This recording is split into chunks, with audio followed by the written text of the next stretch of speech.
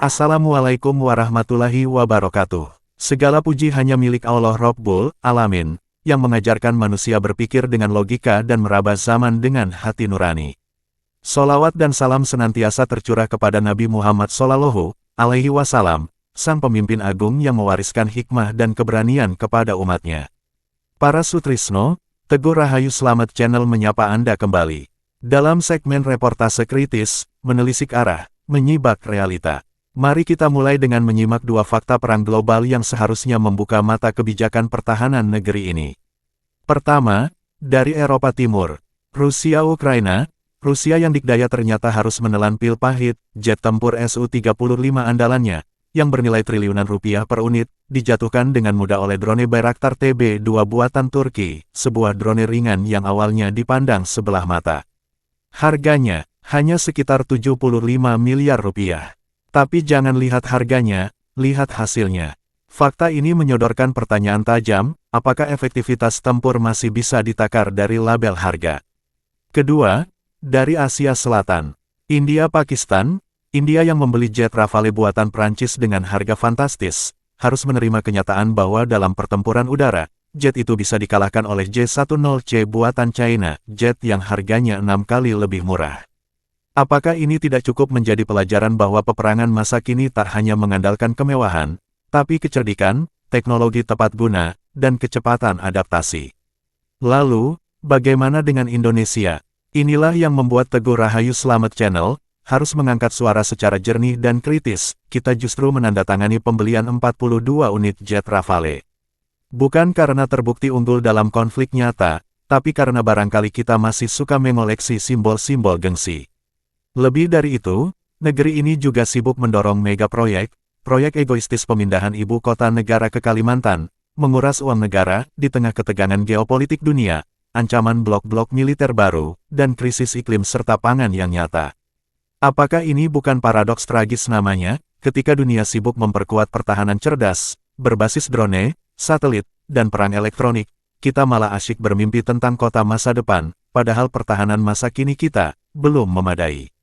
Penyimak Teguh Rahayu Slamet Channel, kita butuh strategi pertahanan nasional yang realistis, bukan simbolistik.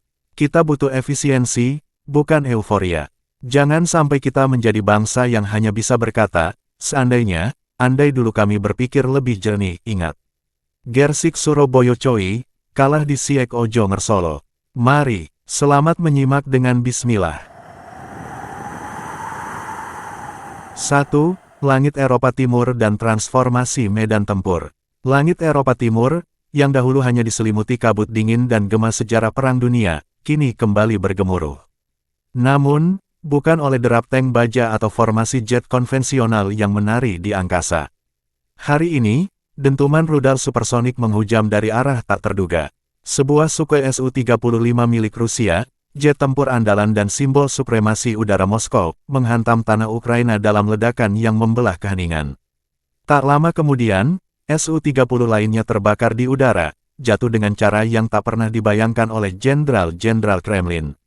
Bukan karena duel udara antar jet tempur canggih, bukan pula karena kehebatan pilot lawan. Namun, oleh drone murah meriah yang diterbangkan dari jauh, dan sistem rudal pertahanan udara yang tersambung ke jaringan satelit global. Dunia militer pun tercengang. Bagaimana mungkin drone yang harganya hanya sepersekian dari Sukhoi, mampu menjungkalkan pesawat yang selama ini disebut-sebut sebagai Raja Langit? Pertempuran udara telah berubah. Ini bukan fiksi. Ini kenyataan. Era perang telah beralih dari duel pilot ke dominasi data dan kecerdasan buatan. Dari kekuatan mesin jet, ke efisiensi sistem digital. Dan dunia dipaksa belajar ulang, harga mahal tidak selalu berarti unggul. Apalagi jika teknologi mahal itu hanya menjadi simbol kebanggaan semu tanpa efektivitas nyata. Ukraina, yang dahulu dianggap kecil dan tak sepadan dengan kekuatan militer Moskow, kini menjadi guru bagi negara-negara yang dulu besar kepala. Mereka menunjukkan bahwa dengan strategi, taktik, dan efisiensi anggaran, negara kecil pun bisa menjatuhkan raksasa.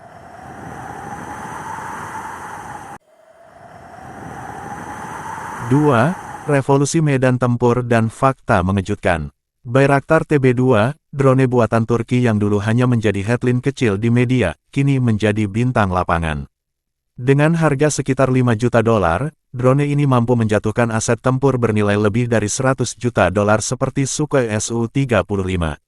Bahkan lebih dari itu, drone ini tak hanya murah dan efektif, tapi juga minim risiko kehilangan pilot.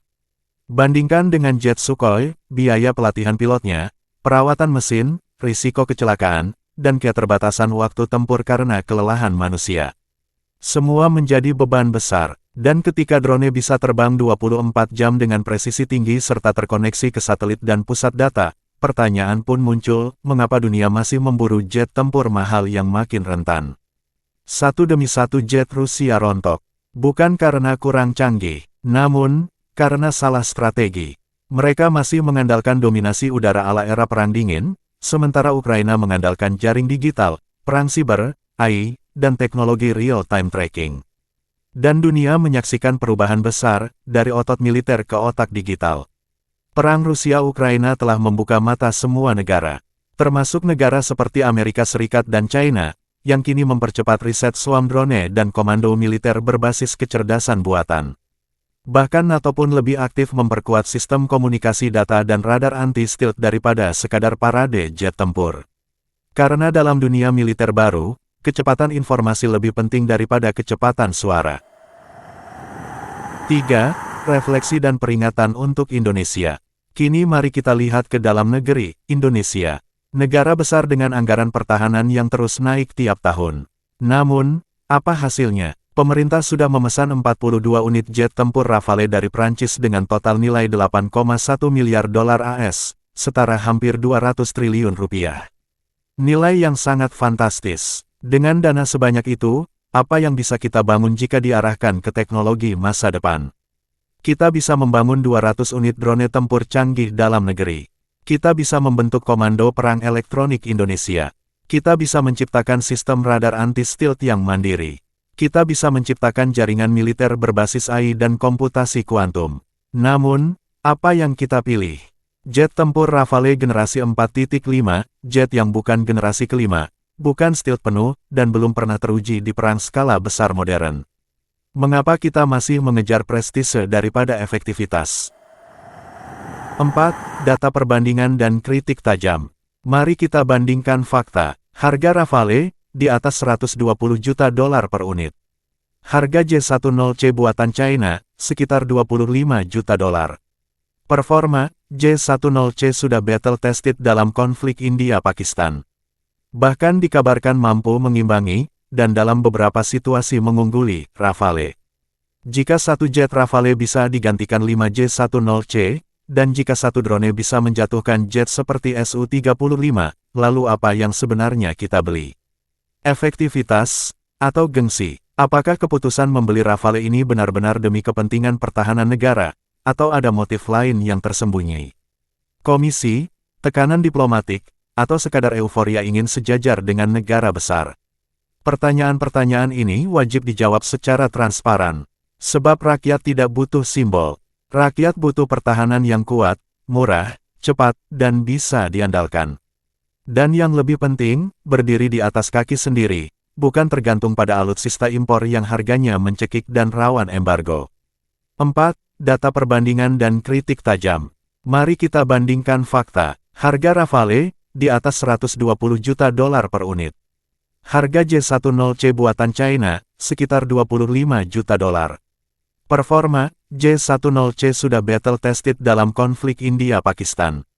Bahkan dikabarkan mampu mengimbangi, dan dalam beberapa situasi mengungguli, Rafale. Jika satu jet Rafale bisa digantikan 5 J10C, dan jika satu drone bisa menjatuhkan jet seperti Su-35, lalu apa yang sebenarnya kita beli? Efektivitas, atau gengsi? Apakah keputusan membeli Rafale ini benar-benar demi kepentingan pertahanan negara, atau ada motif lain yang tersembunyi? Komisi, tekanan diplomatik, atau sekadar euforia ingin sejajar dengan negara besar? Pertanyaan-pertanyaan ini wajib dijawab secara transparan. Sebab rakyat tidak butuh simbol. Rakyat butuh pertahanan yang kuat, murah, cepat, dan bisa diandalkan. Dan yang lebih penting, berdiri di atas kaki sendiri, bukan tergantung pada alutsista impor yang harganya mencekik dan rawan embargo. 4. Data perbandingan dan kritik tajam. Mari kita bandingkan fakta. Harga Rafale di atas 120 juta dolar per unit. Harga J10C buatan China sekitar 25 juta dolar. Performa J10C sudah battle tested dalam konflik India-Pakistan. Bahkan dikabarkan mampu mengimbangi dan dalam beberapa situasi mengungguli Rafale. Jika satu jet Rafale bisa digantikan 5 J10C, dan jika satu drone bisa menjatuhkan jet seperti Su-35, lalu apa yang sebenarnya kita beli? Efektivitas atau gengsi? Apakah keputusan membeli Rafale ini benar-benar demi kepentingan pertahanan negara, atau ada motif lain yang tersembunyi? Komisi, tekanan diplomatik, atau sekadar euforia ingin sejajar dengan negara besar? Pertanyaan-pertanyaan ini wajib dijawab secara transparan. Sebab rakyat tidak butuh simbol. Rakyat butuh pertahanan yang kuat, murah, cepat, dan bisa diandalkan. Dan yang lebih penting, berdiri di atas kaki sendiri, bukan tergantung pada alutsista impor yang harganya mencekik dan rawan embargo. 4. Data perbandingan dan kritik tajam. Mari kita bandingkan fakta. Harga Rafale di atas 120 juta dolar per unit. Harga J10C buatan China sekitar 25 juta dolar. Performa J10C sudah battle tested dalam konflik India-Pakistan. Bahkan dikabarkan mampu mengimbangi dan dalam beberapa situasi mengungguli Rafale. Jika satu jet Rafale bisa digantikan 5 J10C, dan jika satu drone bisa menjatuhkan jet seperti Su-35, lalu apa yang sebenarnya kita beli? Efektivitas atau gengsi? Apakah keputusan membeli Rafale ini benar-benar demi kepentingan pertahanan negara, atau ada motif lain yang tersembunyi? Komisi, tekanan diplomatik, atau sekadar euforia ingin sejajar dengan negara besar? Pertanyaan-pertanyaan ini wajib dijawab secara transparan. Sebab rakyat tidak butuh simbol. Rakyat butuh pertahanan yang kuat, murah, cepat, dan bisa diandalkan. Dan yang lebih penting, berdiri di atas kaki sendiri, bukan tergantung pada alutsista impor yang harganya mencekik dan rawan embargo. 4. Data perbandingan dan kritik tajam. Mari kita bandingkan fakta. Harga Rafale di atas 120 juta dolar per unit. Harga J10C buatan China sekitar 25 juta dolar. Performa J10C sudah battle tested dalam konflik India-Pakistan. Bahkan dikabarkan mampu mengimbangi dan dalam beberapa situasi mengungguli Rafale. Jika satu jet Rafale bisa digantikan 5 J10C, dan jika satu drone bisa menjatuhkan jet seperti Su-35, lalu apa yang sebenarnya kita beli? Efektivitas atau gengsi? Apakah keputusan membeli Rafale ini benar-benar demi kepentingan pertahanan negara, atau ada motif lain yang tersembunyi? Komisi, tekanan diplomatik, atau sekadar euforia ingin sejajar dengan negara besar? Pertanyaan-pertanyaan ini wajib dijawab secara transparan. Sebab rakyat tidak butuh simbol. Rakyat butuh pertahanan yang kuat, murah, cepat, dan bisa diandalkan.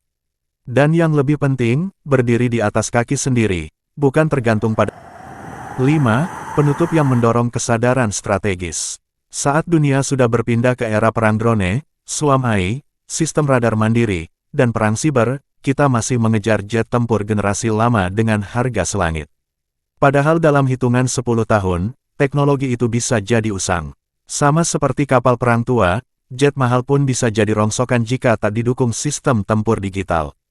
Indonesia harus berpikir ulang. Sudah saatnya kita investasi bukan hanya pada barang, tapi pada SDM, riset, dan kemandirian industri pertahanan. Sudah saatnya kita membangun sistem perang elektronik, radar nasional, dan drone bersenjata buatan anak bangsa. Karena esensi dari pertahanan bukan di langit parade, tapi di medan nyata. Karena esensi dari kekuatan bukan di suara mesin, tapi di kecerdasan strategi. Karena masa depan bukan milik yang kuat secara otot, tapi yang cerdas secara taktik.